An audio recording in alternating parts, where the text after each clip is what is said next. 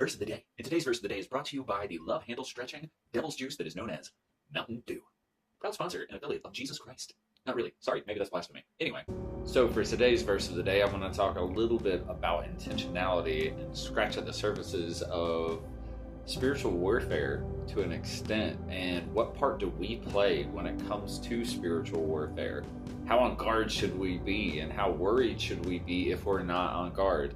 So today's verse of the day comes out of Proverbs 23. It is verses 1 through 3, and it says, "When you sit down with a ruler, know well what is before you, and put a knife to your throat if you are given to gluttony. Do not crave his delicacies, for that food is deceptive." So what this is saying is to be intentional about when and where you position yourself. Aligning yourself with a situation, a place, a person, or a thing that you know full well is going to draw you into temptation is foolish. This is a fool's errand, and we have to be extremely careful about where we put ourselves in the persons, places, and things that we allow into our lives. And it only serves as a justification for willing failure. Sometimes we know that the people that we're hanging around are going to lead us into things we know we ought not be engaging in. So do not make it harder for yourself as a light in the world that is full of darkness, a darkness that would have nothing more than to see to it that your light never shines. Jesus calls us as a light to shine into the world and unto the world, that they would know the glory of God within us. So we have to be extremely intentional about how we walk through this world. As the body of Christ, we cannot afford to fail in this. This is a matter of potent seriousness.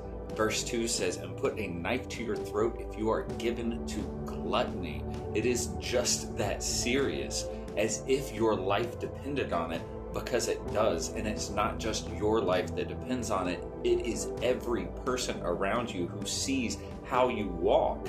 How we walk says everything about who and what moves us, about who and what we have within us that motivates us to move. So who is it that is within you that is motivating you to move? You have to ask yourself this question. And if from the abundance of the heart the mouth speaks, then what are we allowing in? The devil roams around like a roaring lion, looking for whom he may devour. And the key word here is may. And that denotes what we're allowing. If you are not armoring up with the word of truth that edifies the spirit within, and spending daily intimate time in relationship with the Father, you leave yourself fully open to the attacks, the schemes of the enemy. Where do you think that these attacks begin? Where do you think they're targeting? Well, I can tell you right now.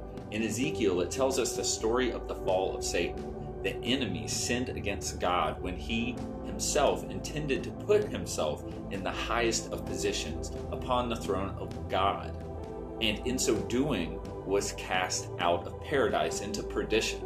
And he knows now full well that he can never attain that position, the highest place of God, right? But he also knows that he can place himself in the highest position within the creation that God so loves, which is you and me, which is man. And where in man is the highest position? This is seated upon the throne of your mind. This is where the enemy attacks. This is where he whispers his lies, and this is where he tries to move and motivate you to do the things that you do. He knows full well that you have been called a light to shine unto the world, that the glory of God should shine through you, and his goal is that you never come into the full created image and purpose that you were initially created for in the first place. We have such a hard time letting go of the thing that we were never created to be, which is to reflect and bear the image of this world. When in truth, the enemy would love to watch you go to church. He doesn't care where you are physically positioned. What he cares about is where you are mentally positioned.